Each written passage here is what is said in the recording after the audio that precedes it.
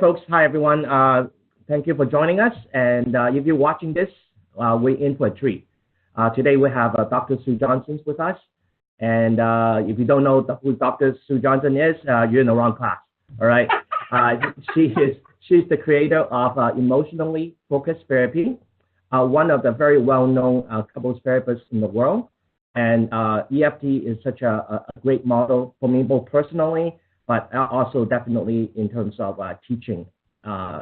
Anyway, EFT is one of the models that is very evidence-based and very well researched. And from a personal point of view, it really works with the clients that I work with. So I'm so glad to have Sue with us here today to talk to us a little bit. And so the format of today's this webinar is that we're going to have two segments. The first segment is going to be on just a talk on attachment. Attachment is such a key piece to EFT. I'm going to let Sue to talk a little bit more about it. For me, the attachment piece is what hooked me to EFT. It really does provide a roadmap for me to learn how to work with couples. So I'm going to let Sue talk about it. And after that, we're going to have a few questions, Q&A, questions that maybe a lot of us will be really interested in finding out from Sue. Okay, Sue, are we good to go? Sure. Okay, good. So so Sue, can you tell us a little bit about attachment theory, especially in the context of EFT? Yeah. Especially some of the latest research around that too. I mean, we're really interested in finding more about this particular framework. Well, I think, first of all, we have to get that in terms of the attachment theory and science, because it's not a theory anymore. It's got hundreds and hundreds of studies. There's been an estimate of that there's about 600 studies now just on adult attachment alone, and adult attachment has only really been applied to adults since about the beginning of the century, since really got going in, right at the end in about, I don't know, just around the year 2000, right? So it's still in its infancy.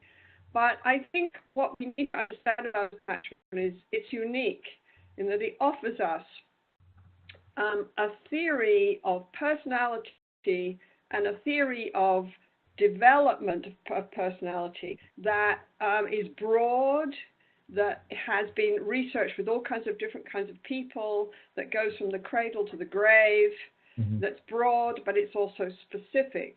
It helps us, and I think this is the key for the therapist, it helps us understand people's internal world, their basic longings, motivations, fears, the fears that drive them into these places where they protect themselves to the point that they become locked in their own prisons, right? And their issues become self-perpetuating.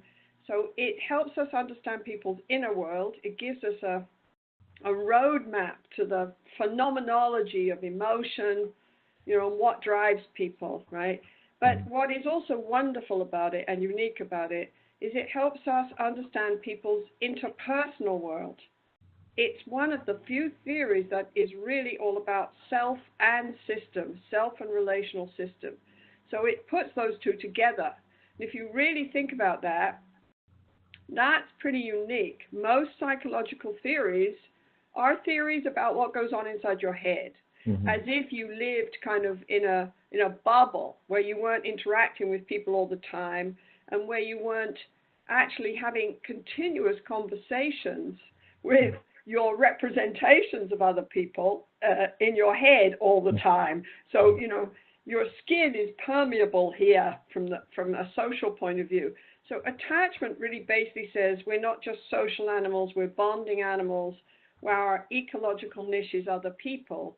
And it's the only theory that puts what's going on inside into what happens in patterns of interactions with others, and how those patterns of interactions then feed back and become part of self, and how self and the way you regulate your emotions, the signals you send to other people, become part of your interpersonal world.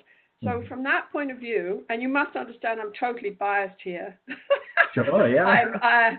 I'm totally biased, right? I think attachment is the holy grail for psychotherapy, period, right? And my new book that I've just finished writing says that's true for individual, couple, and family therapy. We've focused on the couple piece.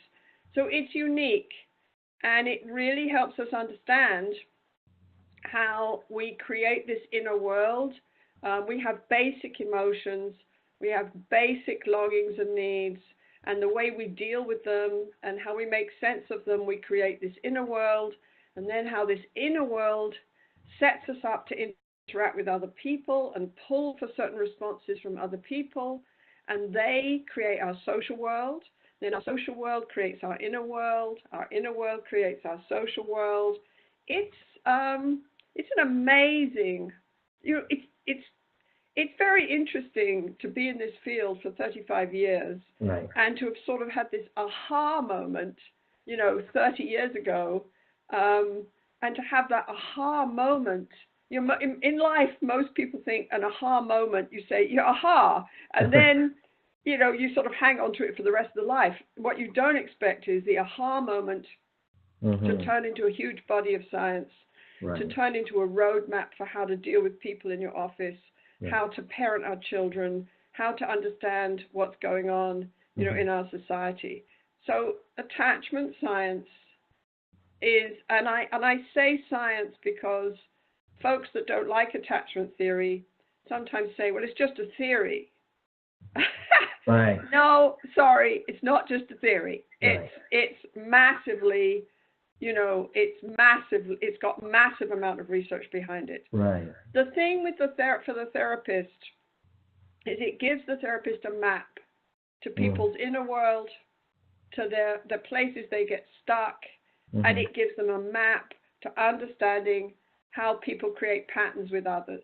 Right. And that is invaluable. And especially, I don't think it's accident that my sense of all this developed in couples therapy, because couples therapy is well known for being a very difficult modality. You hear therapists all the time at conferences saying, oh, well, I just do individuals because who can work with couples? Right. That's too hard. Right. Couples come into your office, it's like standing in the middle of a war. If you ally with one person, then the other person hates you, and I don't know. It actually, couples therapy by one of my colleagues has been called flying a helicopter through a tornado. Oh, okay. And what I want to say to your students is, if you have understand attachment and you use EFT, yes, couple therapy is challenging.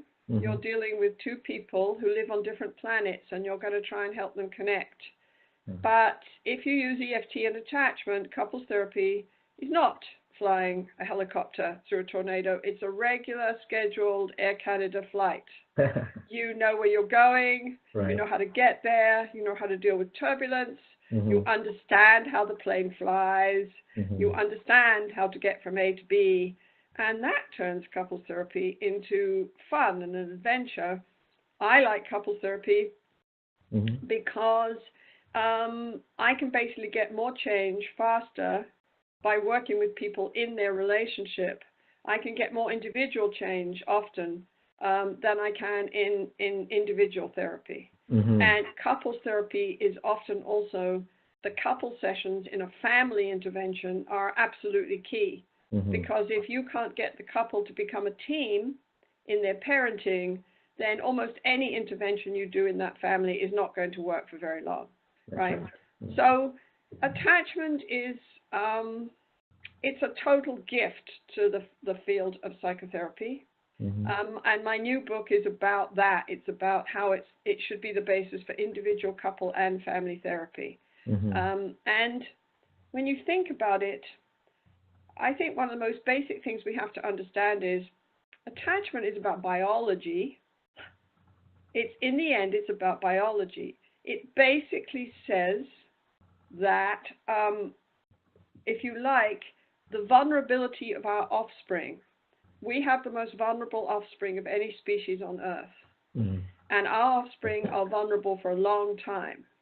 And, I think in their bones, a baby knows that if they cry and no one comes, they die. And I think that sense doesn't ever leave us until we die, right? So this is a profound thing. The vulnerability of our offspring and our need for care, our need to get a response from others, has structured our nervous system. Mm-hmm. It's literally had a huge impact on how our biology works. You know, oxytocin, you know, is the bonding hormone, and you have, even if you think of a secure attachment figure, if you think of your partner, if you think of your mother, your brain gives you a little shot of oxytocin. It's the bonding hormone. And what does oxytocin do? It calms you down. It gives you emotional balance. It opens you up for social interaction. It makes you less afraid. I mean, they're finding all kinds of good stuff about oxytocin as a bonding hormone. But it's important because sometimes in therapy we feel like we're dealing with intangibles. You know, people, I remember having a conversation with a physicist on a plane, and he said, well, you know, psychology isn't a real science. You know, it's like, you know, you're talking about the soft sciences. And he's right, of course, because human beings are pretty complicated, you know. But on the other hand, I think the attachment science is about as it really brings science and humanness together in a very meaningful way. So what does attachment basically say? Attachment, let's look at it in very basic ways. It basically says that emotional isolation is traumatizing for human beings. And I think we have to get clear here, that doesn't mean being alone is traumatizing. I can be alone, and if I have an inner felt sense, Bowlby talked about, it all started with Bowlby in you know, way back in England. He wrote the first book on family therapy. It's called 44 Juvenile Thieves. He wrote it in 1944. And he was hated and despised all his life for all his insights into attachment, right?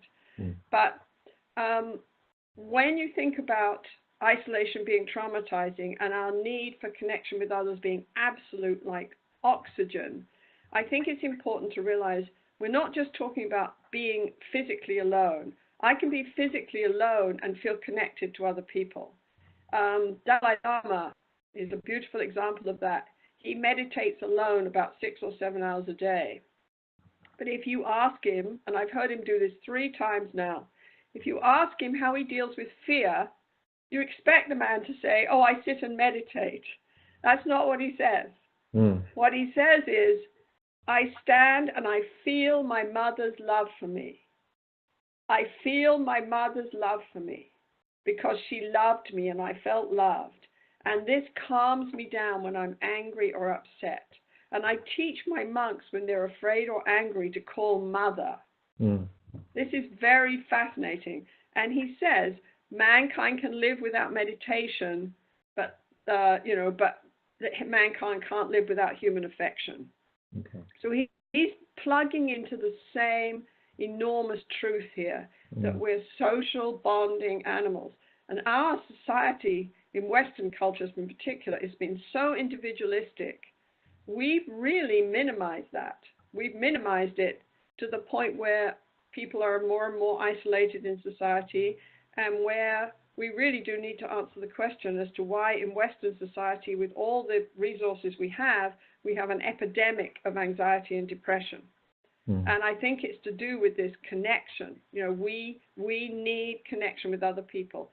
We came from hunter-gatherer groups that were about 150 people, right? And we lived our whole lives in those groups. We knew all the people in those groups. It's not that long ago, my grandmother lived in a small village in England of 300 people, and she knew all of them. And she could call on at least half of them for help, and they would have come, right? And those people danced together on Saturday night, went to church together on Sunday, brought the harvest in the fall, did the seeding in the spring. You know, that we've lost that, and we don't even recognize we've lost it, I think, lots of times, because we think that what we're living now is the norm, is the normal for our species. So attachment says emotional isolation, feeling abandoned and rejected, especially by someone you care about, is traumatizing for you. Physically, emotionally, it's traumatizing for you. And I think that really speaks to the couples therapist, because EFT is the only model really that basically says the problem in couples is not conflict. All couples have conflict, you know, and all couples sometimes deal with conflict badly. The problem in that's happening in a distressed couple is emotional disconnection, an emotional disconnection that perpetuates itself again and again and again. So how I deal with you feeling abandoned by you is I push you and I criticize you and I tell you what a horrible human being you are, and that pushes you away and perpetuates my sense of abandonment. So, you know, it's for a couple therapist, it's an interactive theory. It shows me what's going on in the drama of the couple and how come they're so stuck, right? And it tells me that teaching people conflict negotiation skills isn't going to work, because in the end, when I feel like you're really abandoning me and I'm into life and death, because that's what attachment's about. It's about life and death. I'm into life and death mode. I can't use any of my conflict resolution skills or the beautiful insights that you gave me into my past in the individual session, or the beautiful insights you gave me into my partner. They all become irrelevant, right? And what I have to be able to do is understand this drama I'm caught up in. It's an attachment drama. And so the goal then is not some sort of negotiation, or, you know, it implies a model of relationship. A relationship is an attachment bond. The goal in EFT is not just for people to be a bit nicer to each other or to have some understanding of how they hurt each other. It is to be able to create these bonding interactions where they can reach for each other and pull each other close. That's what we're trying to get. And our research says that when we get that, all kinds of other things fall into place. And we know from the research that secure attachment is associated with every single sign of mental health and well-being that psychology's ever come up with. Securely attached people are more assertive. They're more self-aware. They deal with their emotions better. They're more empathic to others. They deal with stress more. They're more resilient. They're more open to new learning. It goes on and on and on and on and on. So we're trying in EFT to not just calm everything down in the relationship, make people more reasonable, right? What we're trying to do is we're trying to create these bonding interactions that turn the relationship into safe haven, secure base. So number one about attachment is isolation. Emotional isolation is inherently traumatizing for human beings. We long for connection. It's our most basic need. Bowlby, and he was hated for this, said it's more basic than sex or aggression. Bowlby basically said there's three elements to an adult bond: attachment, sex, and caregiving. But what he said that really ticks people off is that attachment is the primary one and it defines the other two. So we've written a lot in the last few years, and people can go on my website and look at me giving a talk about this. We've written a lot in the last 3 years about sexuality and how you connect with another, you know, how open you can be, how responsive you can be, how safe you feel with others defines your sexuality. Of course it does. You know, sexuality is an interaction with another person, right? And how securely attached you are defines how good a caretaker you are. You know, if I'm busy trying to avoid connection with you, I'm not very good at caring for you when you're vulnerable. Or if I'm so anxious that you love me, I'm into my own anxiety, I'm also not very good at reading the cues coming from you when you need caregiving.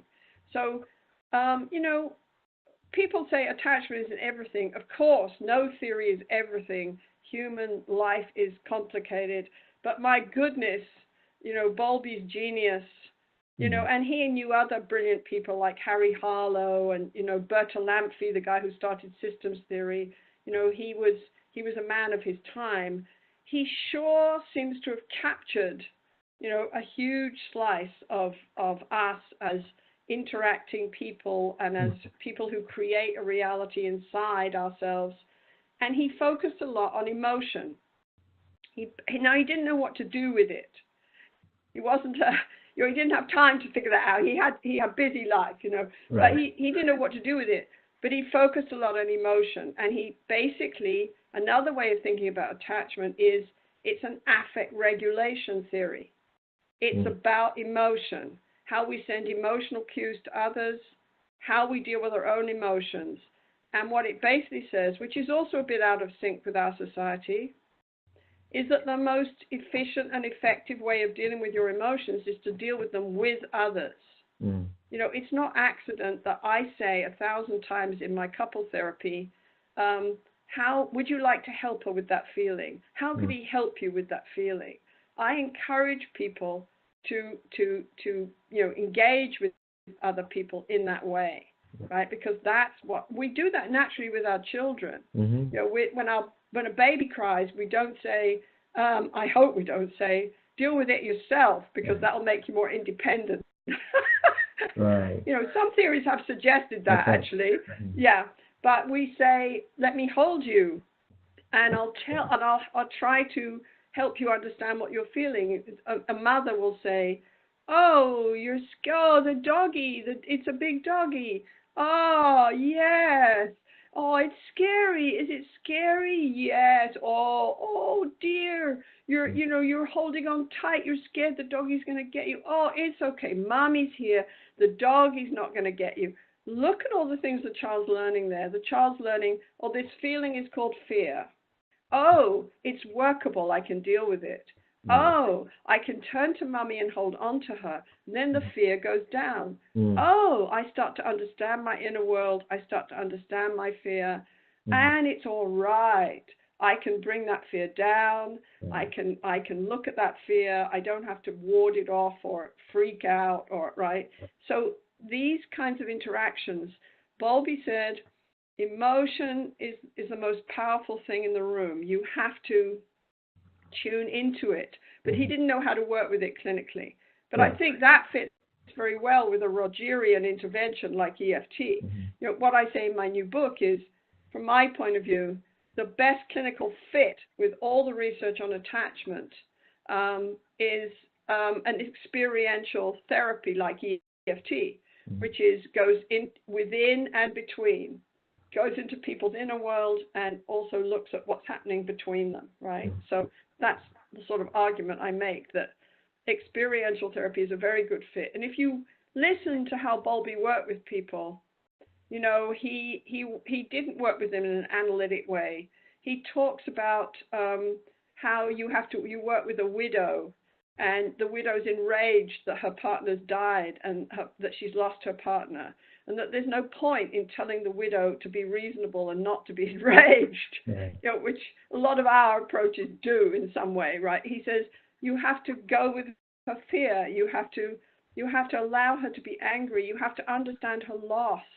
You have to understand what's going on with her, right? And so his view of emotion was also far ahead of his time. When psychology was busy sort of talking about catharsis, which is silly. It's the Greek word for diarrhea. Okay, it's just about ventilation. Talking about catharsis, or talking about how emotion was dysfunctional and you just had to focus on behavior and cognition. Here's this English, uptight, aristocratic, psychiatrist saying, well, actually, emotion's really important. I don't quite know how to do it in session, but it's really important. So that's the other thing here. And if you look at attachment, everything in attachment ends up being about constructive ways of dealing with emotion, constructive dependency. And that turns into constructive affect regulation, where you don't ward it off and you're not overwhelmed by it. It's constructive, right? So you can get your emotional balance. What secure attachment gives you, Bowlby talks about safe haven, secure base. Secure attachment gives you a safe haven, a place to go to when you are overwhelmed, where you learn that you can deal with your emotions. And all of us use safe haven, even if we're alone.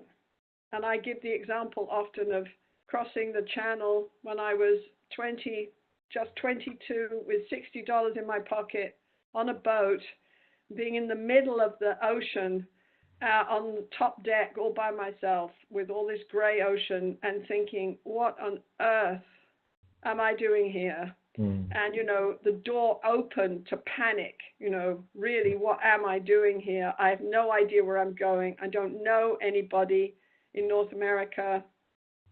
Well, what do? I hear my father's voice in my head. And my father's messages to me were always the same. They were always, you're loved, you can do it. If something goes wrong, I'm here. You're okay. I'm always there for you. You're strong, right? And you can rely on me. You can rely on you. So I had my father with me going across the ocean. So Bowlby talks about how we need safe haven, people to go to who are safe. This has a huge impact on our mental and physical health. We know that, and we don't have time to get into it, but it does. Right. Safe haven. The safety in the world. What is the safety in the world? In the end, it's whether you can get other people to respond to you.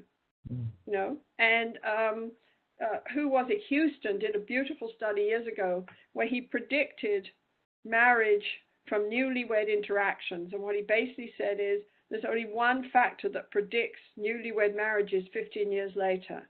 And it's not whether people fight or people fight. It's not whether they disagree or they're different. They all disagree. They're all different. It's emotional responsiveness. Whether they can call and reach, which is what you do in secure attachment. You reach, you listen to your emotion, you get into your attachment longing for connection, right? You're not so afraid of the other person you can't do this. You reach for care. When the other person gives you the care, you take it in, you use it to calm your system down. And you can do the same. This is what a secure bond looks like. It's about accessing your attachment needs, your longings, being able to reach and send clear signals. Where are you? Help me. Distressed couples can't do this. Distressed families can't do this, right? Individual therapy, you see people stuck. They can't do this, right? So being able to reach for another person and listen to their comfort and take it in and use it and integrate it, right? That's what we're talking about. That's what you can do when you're secure. Bowlby also said, attachment gives you a secure base to go out from. So my father, my inner sense of being connected with my father allowed me to go off to North America, right? So we've made a mistake in our psychology, polarizing, separateness and connection and putting them at two ends of a continuum. They're not. They're two sides of the same coin. The more securely attached you are, the more you have that inner felt sense of being connected to a few significant others and being safe in the world, the more open and independent and autonomous you can be. And we see this clearly in all the research on kids, that it is the child who knows that if he calls, the mother will come, that goes out and explores the playground. He checks on the mother. He says, are you there? Oh, I see you. If I need you, you'll be there. I'll go down the slide, right? It's the child who doesn't think the mother will pick him up if he falls off the slide. He numbs out and he just plays in the sand. That's kind of what we call an avoidant attachment.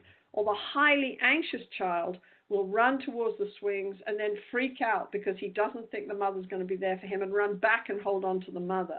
The securely attached child walks out into the playground and explores. Feeney did a beautiful piece of research with young career women.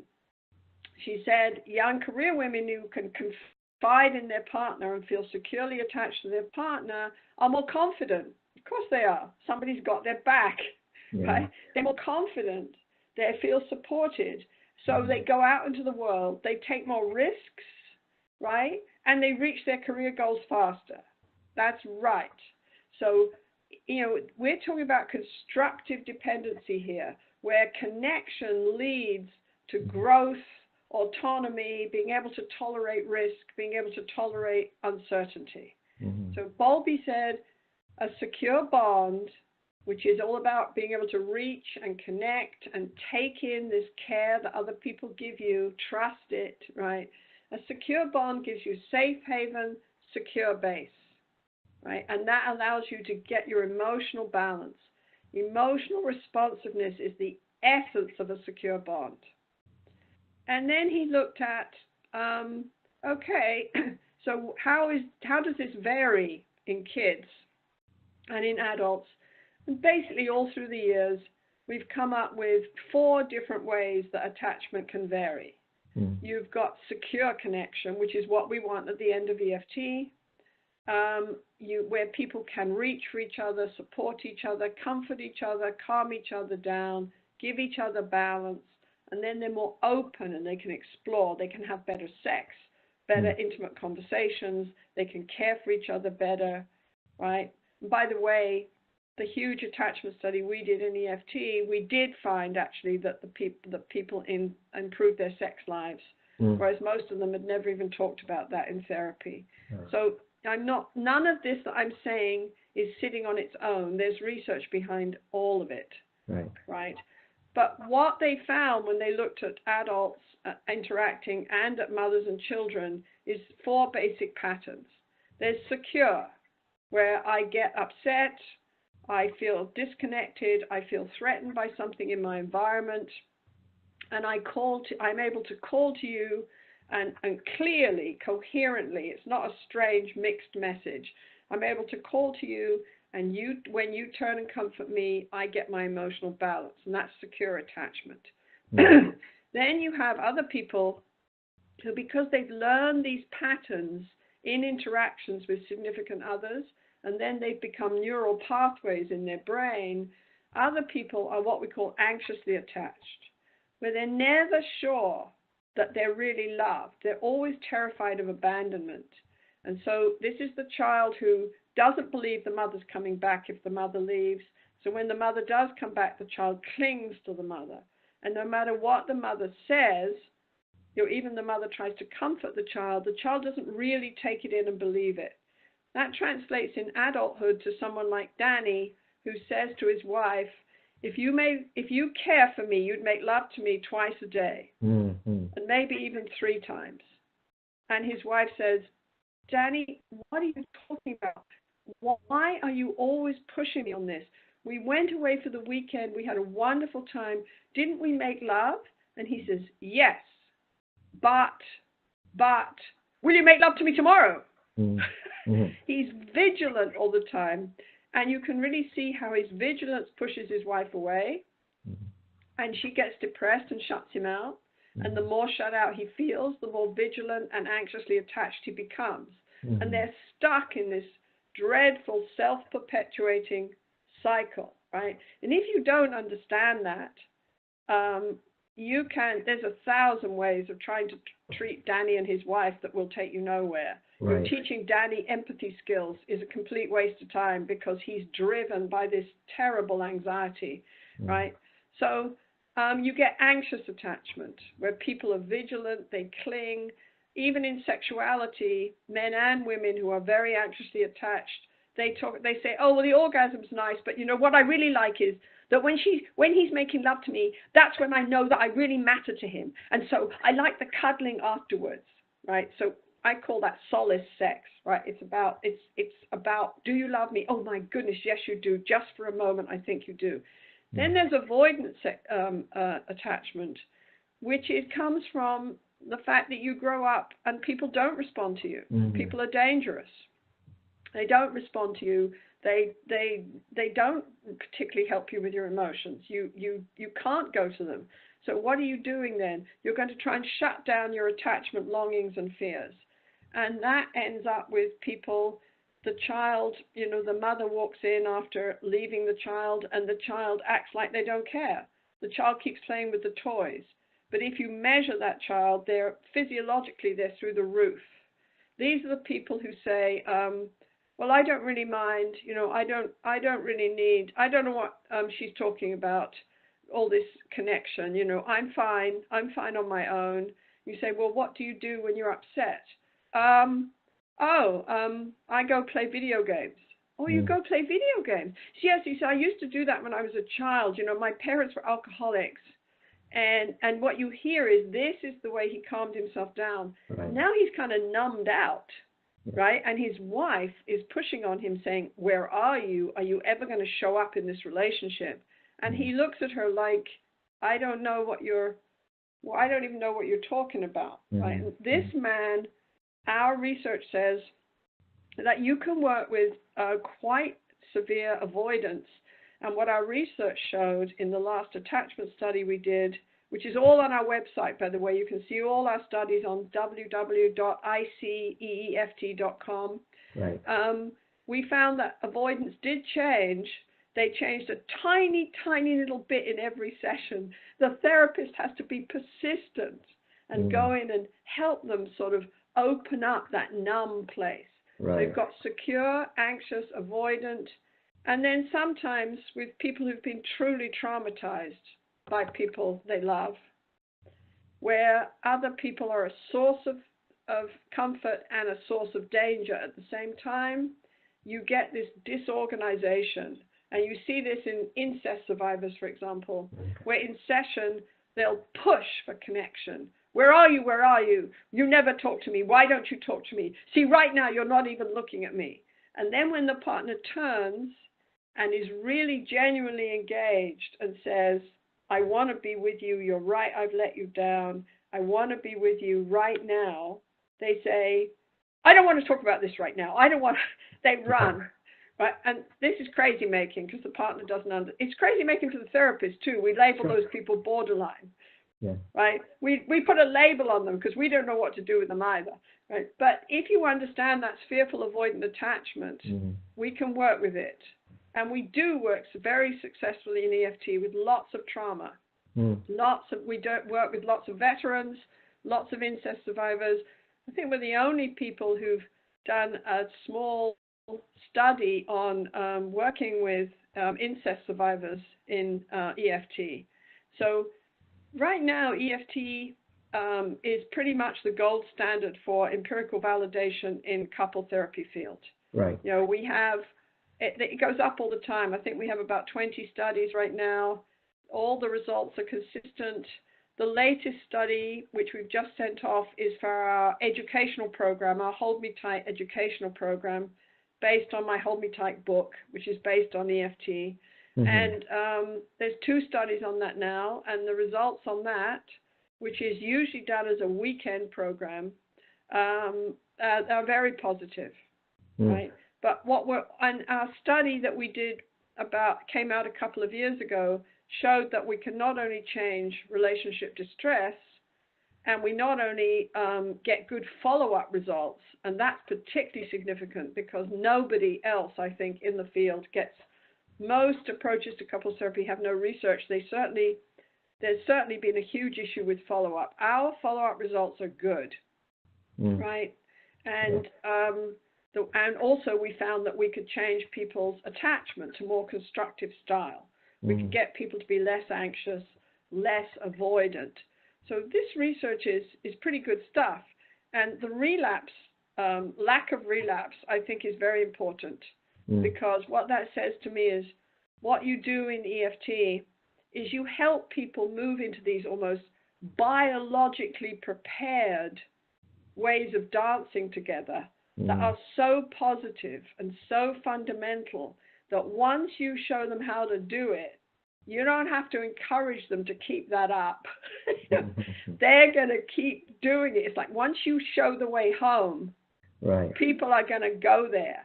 And that's why we don't have problems with relapse, because once you show people how to create these bonding conversations, we call them softenings, we call them withdrawal re-engagement, because we work with bringing withdrawers closer and softening blamers so that they can reach for their partner in a way that doesn't push their partner away. You know, we create this connection, right? And once you've helped people figure that out, they hold on to it. So basically, attachment is profound, broad, specific, and it's the holy grail for psychotherapy. And I think it helps us understand so much.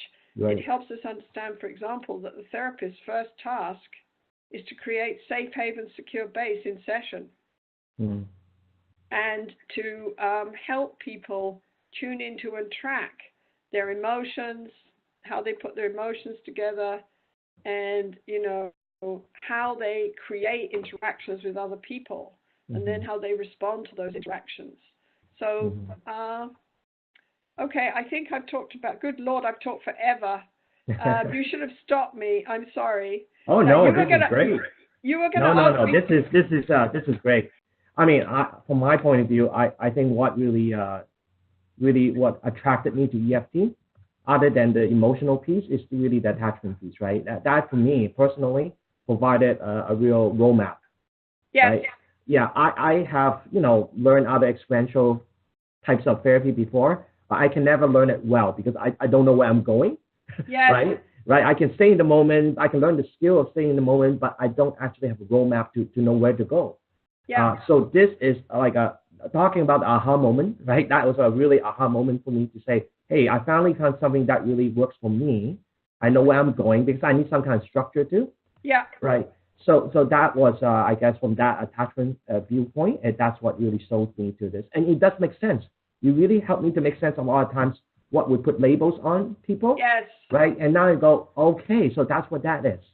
Right. Just that's a lot of times we don't know what to do with people. So we put a label on it. Right. And then make us feel better somehow. Right. That we, okay, you just a borderline, then, you know, we'll send you somewhere else, you know. So, yeah, so that really makes a lot of sense to me. Good. Based on what you have said. So I really appreciate